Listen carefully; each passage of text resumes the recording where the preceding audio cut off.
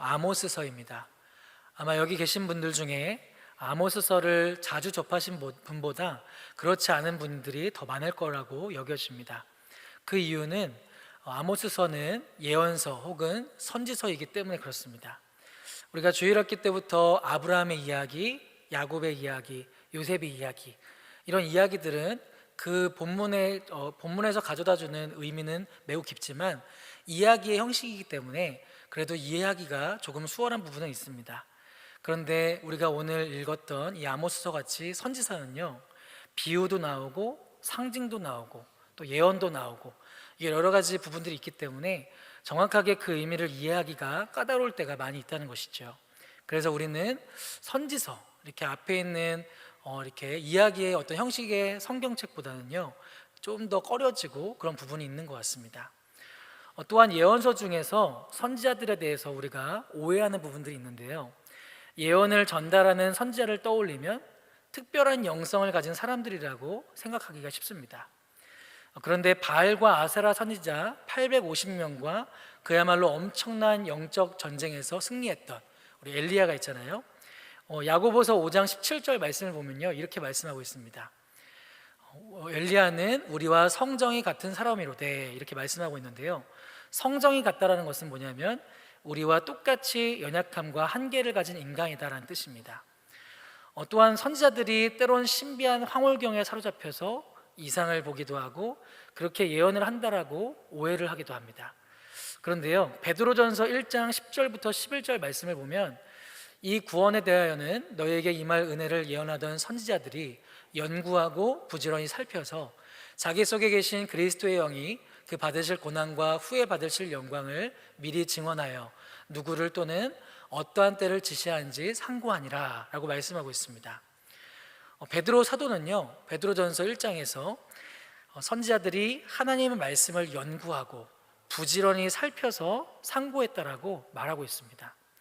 선지자들이 하나님 말씀을 대언할 때에 그들도 하나님의 말씀을 깊이 연구하고 아주 신중하게 살피면서 하나님의 말씀을 전했다라는 것을 우리는 알 수 있게 됩니다. 이처럼 우리가 예언서를 우리가 당면했을 때 일단 어렵다는 생각, 그리고 선지자는 특별한 영성을 가진 사람들이야 라든지, 또 신비한 황홀경에 사로잡혀서 어떤 것에 홀린 듯한 그런 자들이라는 생각들로 인해서 우리가 예언서를 대할 때 어떤 오해를 하고 접하는 것이 꺼려지게 되는 그런 부분도 있는 것 같습니다. 그리고 무엇보다도요, 예언서가 쓰여질 당시와 오늘은 굉장히 많은 시간 차이가 있죠. 문화와 사람들의 생활 수준이 다릅니다. 그래서 예언서는요, 당시의 사람들에게만 유용한 말씀이지 오늘에까지 적용하기에는 무리가 있지 않는가, 이런 생각을 하기도 합니다. 맞습니다. 예언서가 쓰여졌을 당시와 오늘날은 분명히 차이가 있습니다. 그러나 그 시대와 오늘의 시대는 마찬가지로 동일한 영적인 위기를 겪고 있습니다. 과거에도 위정자들을 통해서, 또 종교 지도자들을 통해서, 백성들을 통해서, 또 외교 관계에서, 빈입금 부익부 현상 속에서, 또 종교 예배를 드리면서 여러 가지 그런 부분 속에서 셀 수 없는 문제들이 과거에도 있었고요, 또 오늘 살아가는 우리가 이 시대에도 동일한 그런 영적인 부분들이 있다는 것이죠. 그렇기 때문에 그때도 마찬가지고 오늘도 마찬가지고 동일한 영적인 위기가 있다는 것을 봤을 때 우리가 하나님께서 당시에 선지자를 통해서 어떤 것을 말씀하셨는지를 오늘날 우리가 살펴보는 것은 의미가 있다고 볼 수가 있습니다. 오늘 설교 제목을 어떤 것으로 정하면 좋을까 고민하다가 여호와 부르짖는 사자라고 이렇게 명명을 했는데요, 본문에서 부르짖다라는 주어는요, 원래 하나님이 아닙니다. 부르짖다라는 주어는 사자입니다. 사자가 먹이를 앞에 두고 엄청난 포효를 했을 때 부르짖다라는 표현을 할 수가 있는데요, 그런데 아모스서 3장 8절 말씀을 보면 이렇게 말씀하고 있습니다. 사자가 부르짖은즉 누가 두려워하지 아니하겠느냐, 주 여호와께서 말씀하신즉 누가 예언하지 아니하겠느냐라고 말씀합니다. 이 아모스 3장에서 사자가 포효하듯이 부르짖으면 누구라도 그 앞에서 두려워할 수밖에 없듯이 전능하신 주 여호와께서 말씀하신 것에 대해서 누구라도 예언하지 않을 수 없다라는 것을 말씀했던 것입니다. 사자가 부르짖을 때 자연스럽게 나타나는 반응은 누구나 두려워하듯이 여호와 하나님께서 말씀하실 때 그 말씀을 누군가 예언하지 않을 수 없다라는 것으로 연결지어서 우리가 볼 수가 있는 것이죠.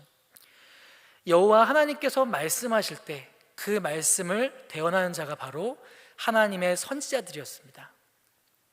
하나님의 선지자들은 하나님께서 이제는 도저히 백성들에게 침묵하실 수 없을 때 보내심을 받은 자들이었습니다.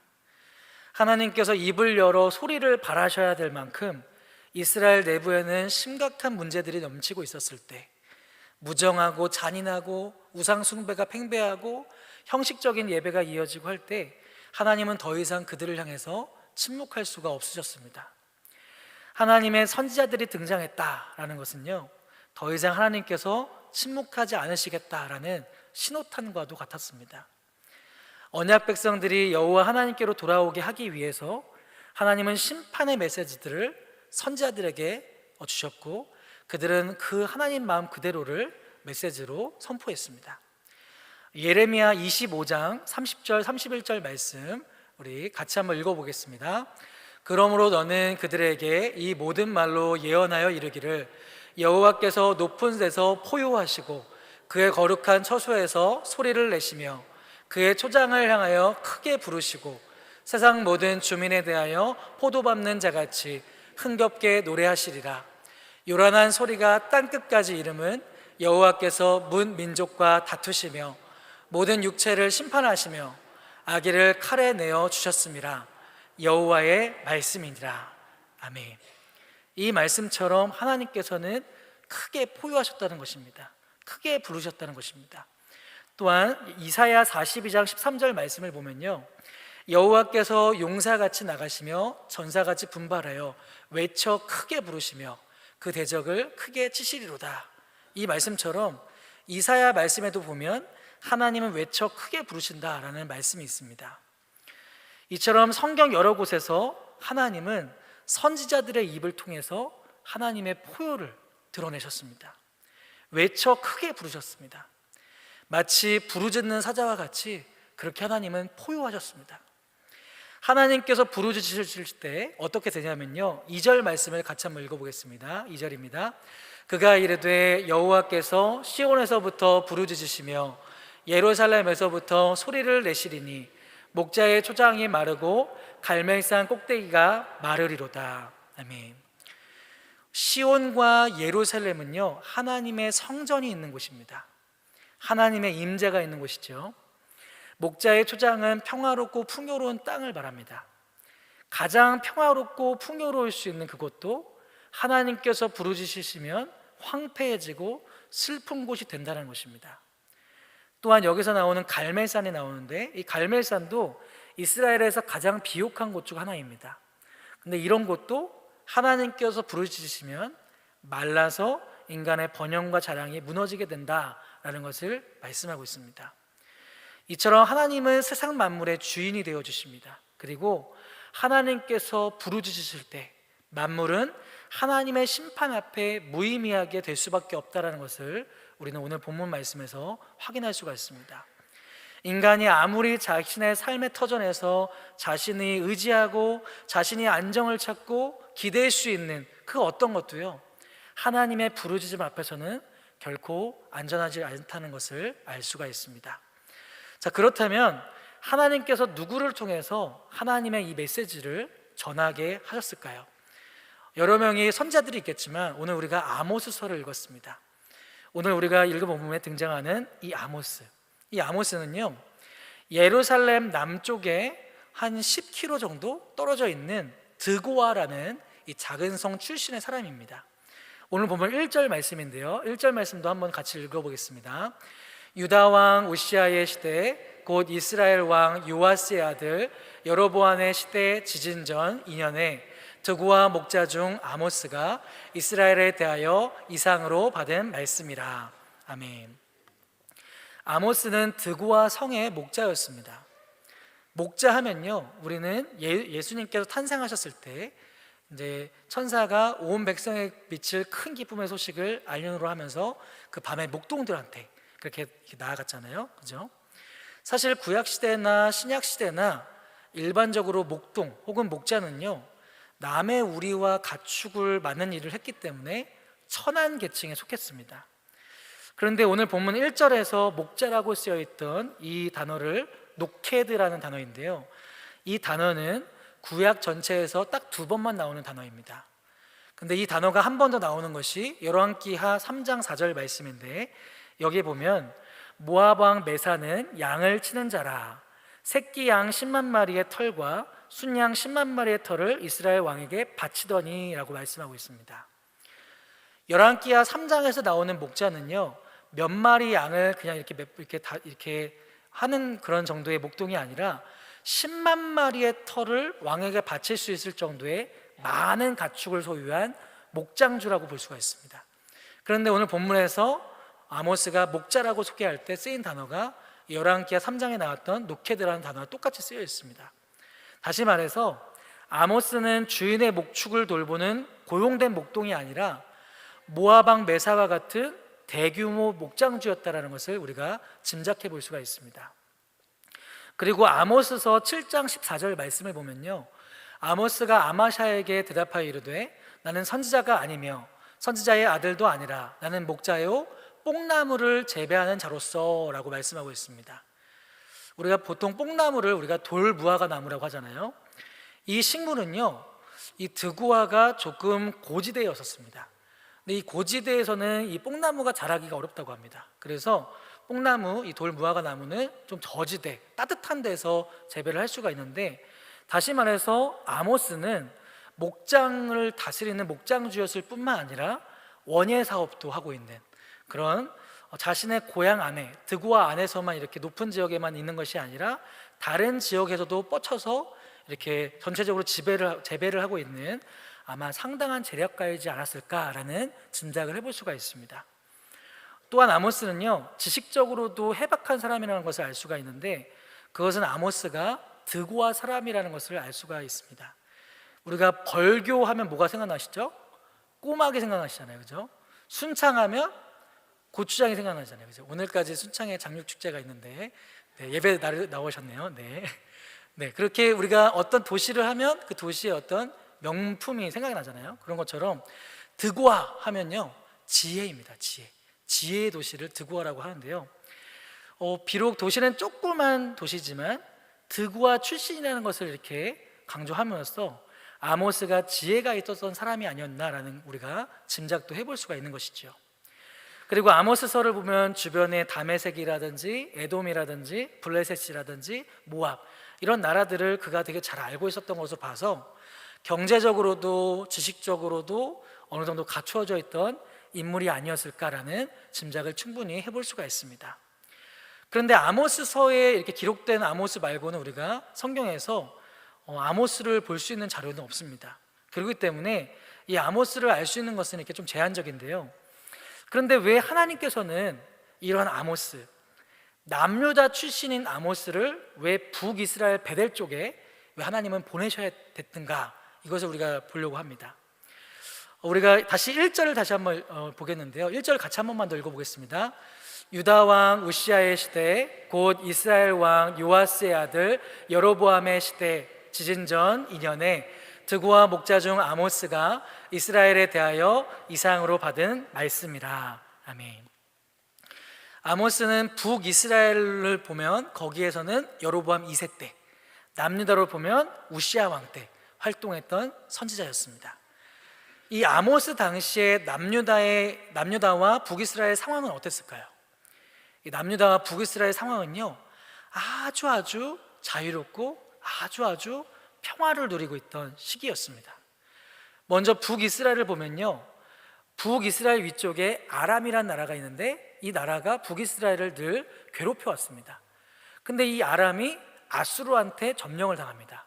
그런 가운데 이 아수르를, 또 신바벨론이 아수르를 좀 이렇게 건들면서 이 아수르도 조금 이제 이 북이스라엘을 건드리는 것이 조금 어려워졌어요. 되게 민망한 그런 상황들이 벌어지면서 이렇게 유다를, 이렇게 북이스라엘을 넘보기가 어려운 그런 상황이었었습니다. 그리고 남유다 밑에 어떤 나라가 있냐면 애굽이 있잖아요.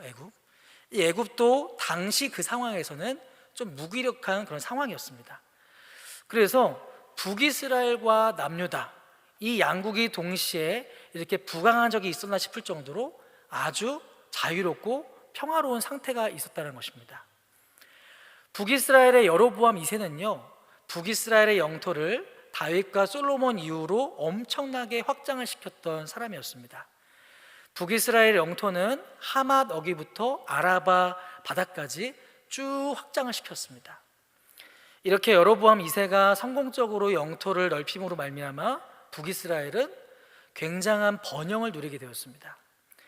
하지만 겉으로 봤을 때 이렇게 나라가 태평하고 자유롭고 평안하고 영토도 엄청나게 확장됐고 그런 번영을 누렸지만요, 이렇게 엄청난 부가 이렇게 공평하게 분배가 되지를 못했습니다. 정치적인 권력과 경제적인 부를 손에 넣은 기득권층들이 자신의 부를 유지하고 누리는 것을 집중하고 그 과정에서 힘없는 백성들을 착취하고 그렇게 빈익빈 부익부 현상이 엄청 극명하게 갈라진 그런 시기였습니다. 종교 지도자들도 기득권층에 기대어서 형식적인 예배와 종교적인 타락으로 말미암아 더 깊은 수렁에 빠져들어가고 있던 그런 시대가 바로 아모스 선지자가 활동한 이 시기였습니다. 인간적인 눈으로 봤을 때는 모든 것이 다 풍성하고 갖춰져 있고 겉으로 봐서는 평안해 보이지만, 그러나 영적인 눈으로 봤을 때는 그 시기는 깊은 수렁에 빠져 있는 그런 암담한 시기였다는 것을 알 수가 있습니다. 그러한 상황에서 하나님은 침묵을 깨셨습니다. 하나님은 침묵을 깨시고 드고와 출신의 목자 아모스를 부르셨습니다. 북이스라엘 안에서 부른 것이 아니라 저 아래에 남유다의 예루살렘에서, 거기서 더 밑에 있던 드고아라는 작은 성의 목자 아모스를 부르셨습니다. 과거에 엘리야 엘리사 시대 때는요, 전문적인 선지 학교가 있었습니다.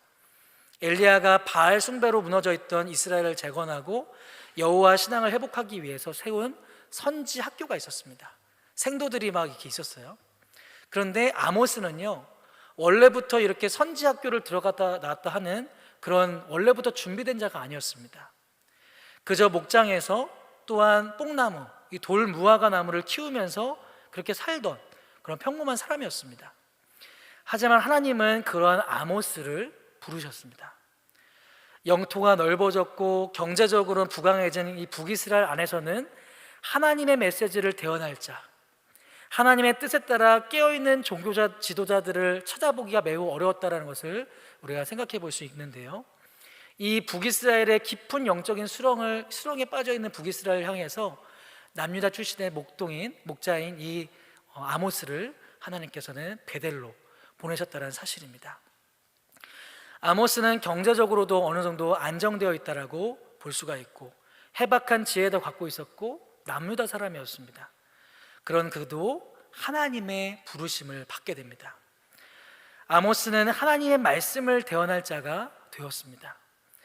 으르렁거리는 사자와도 같고 목소리는 황폐함을 가져다 줄 수 있고 비옥한 갈멜산의 꼭대기가 말라붙을 수 있는 그런 능력 있는 그 하나님의 경고와 심판의 메시지를 대언할 사람으로 이 아모스가 이렇게 된 것입니다. 성경에서 하나님은 정말로 평범한 사람들, 어떻게 보면 때로는 내세울 것이 없는 사람들을 부르셨습니다. 그래서 하나님은 그들을 통해서 일하신 것을 볼 수가 있습니다.